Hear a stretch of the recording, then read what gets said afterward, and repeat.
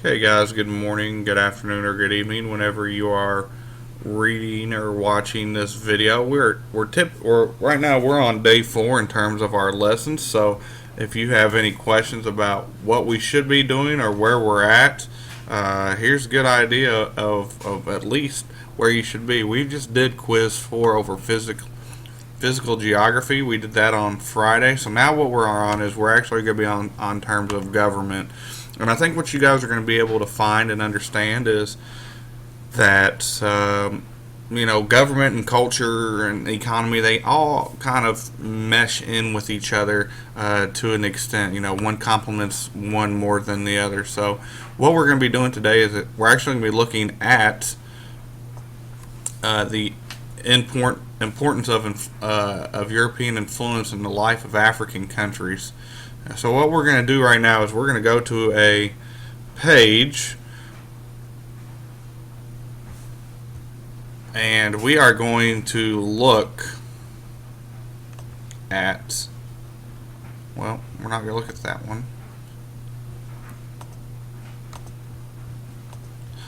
Here's what we're going to be looking at. We are going to be looking at, it says a chronological list of independence dates for Africa. So it looks like the first African country that gained its independence was Liberia.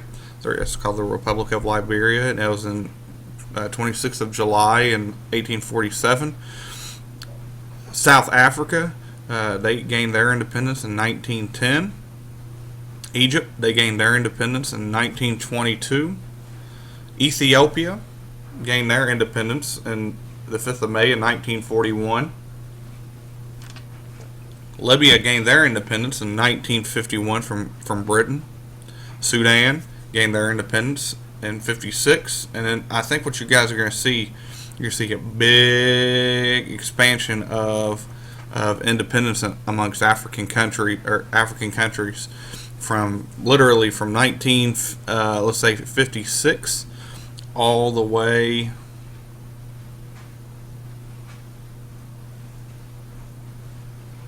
they all gained their independence all the way to 1993, but we saw a big push of independence all the way from 1956 roughly to about 1976. Okay, and I'm gonna be quiet real quick and let's just take a look at the countries. Okay, the countries who owned them are on the far right side.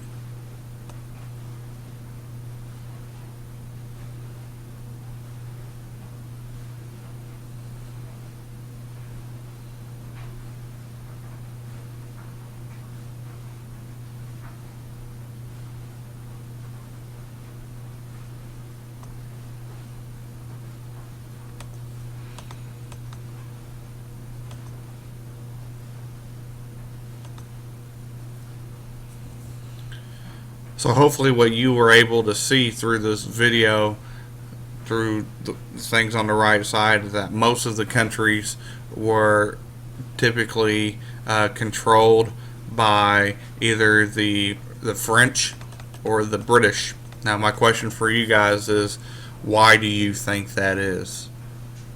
Grab a post-it note and then write it out and then turn it into me. So the question was, why did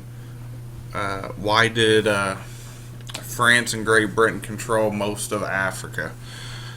Well, if you guys remember from our knowledge quizzes, the three of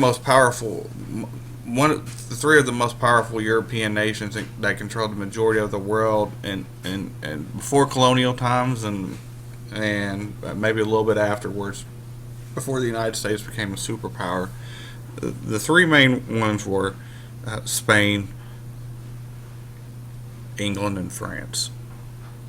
So, with them becoming superpowers, and Portugal would be thrown in there as well, as long as Germany, but they had their influence wasn't as significant to those three that I mentioned, and really the main reason why those three were so powerful is because they controlled Africa. They controlled the ships and the trade routes, and They controlled what was going to happen, where it was going to happen, and how it was going to happen. So, they, in the words of my tennis coach, they imposed their will on everybody. So, really, the three main reason why Great Britain and France owned the majority of Africa is, well, they wanted power. So, if they controlled the land, they could influence the African tribes to do what they wanted to do, and think of it as feudalism, where people would, the main people, let's say England, would tell the people in Africa, an African country, if you do this for us, we will protect you.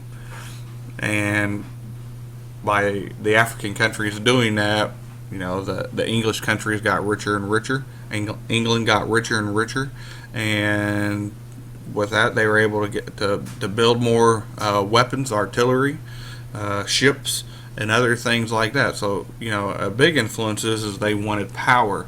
Another thing that the people wanted, England and France and Spain, is they wanted to expand their empire. Okay, by expanding their empire, that means they had more people. So in case they went to war, and England and France were notorious for going to war with each other, they had over 100 years war. The more people they had, they felt like the more that they had a great chance of conquering the other country if they ever decided to go to war. And then finally, they wanted the resources. I've mentioned before, guys, that in Africa, they are the diamond country. It's a very cutthroat, ruthless type of resource where diamonds are incredibly expensive, and whenever you decide to propose to your significant other, more than likely you're going to have to get a diamond ring. You don't have to, but more than likely that's what's going to happen. And the bigger the carat, the more it costs. So, the England and France, those are typically the two main ones that I'll be discussing. They wanted that. They wanted that resource, and also they wanted gold. So really, they came over for gold, for diamonds, ivory, to help them out. They could trade gold to get various things. So that's the reason why France and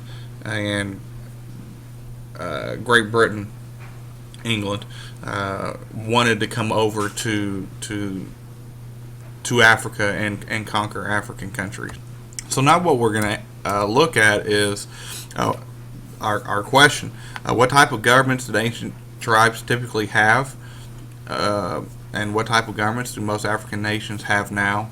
So, what type of governments? So, we're looking at the influence of England, Great Britain, and the influence of France. Now, those two have two totally different religious beliefs. So, people in France, they believed in Roman Catholic, and then in England,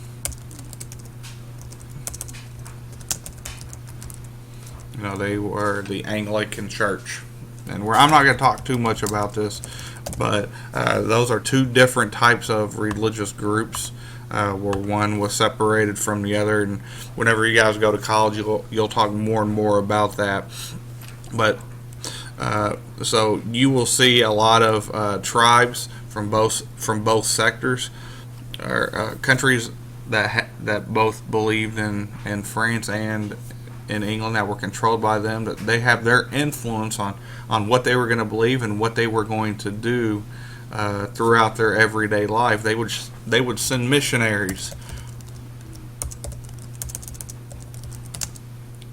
to these countries to try to help influence them to believe what they want them to believe, and they would do it kind of in a cutthroat way, where the people from France would say, well, if you become Roman Catholic, this is what will happen to you, and they would provide them food and weapons and other things along those lines. Same thing that happened in England too. It just wasn't the French.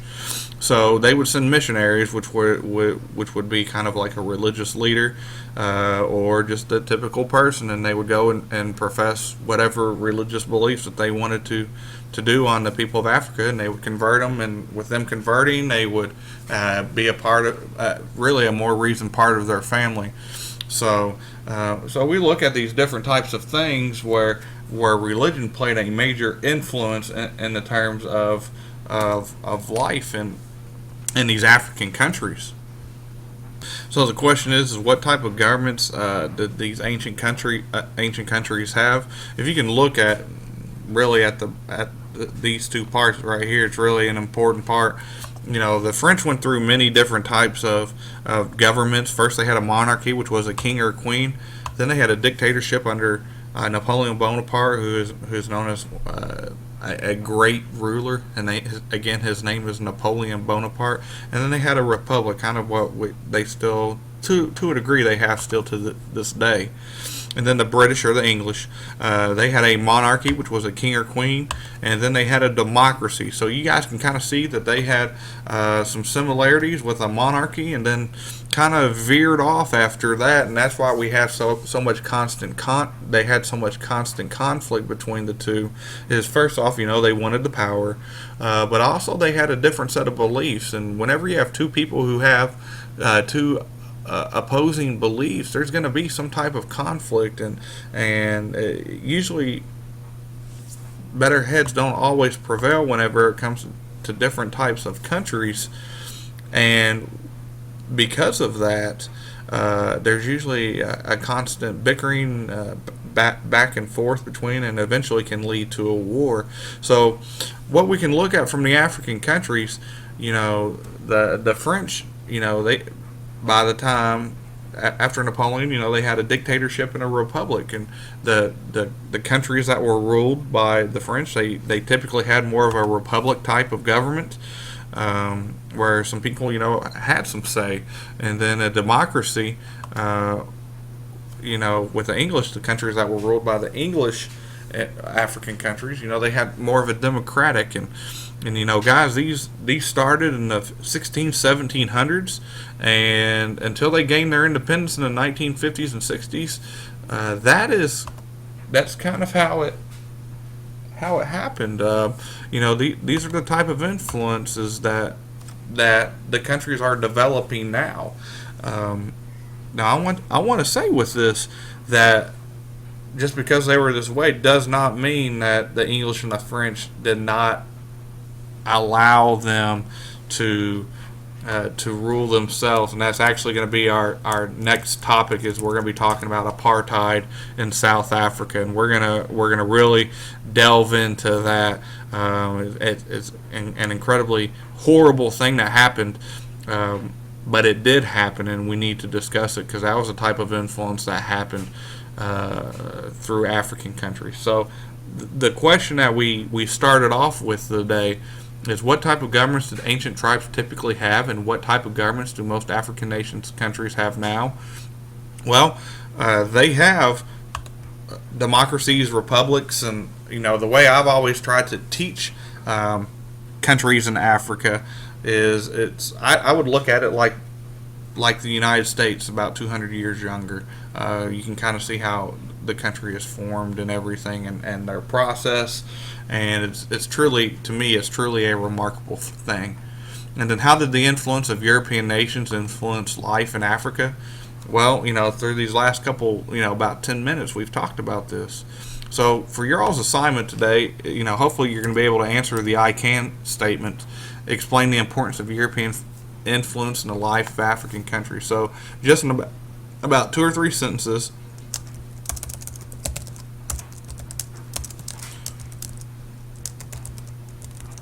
I want you to explain how European life influenced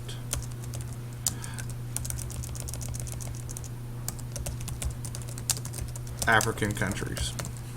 Thank you guys. Have a great day.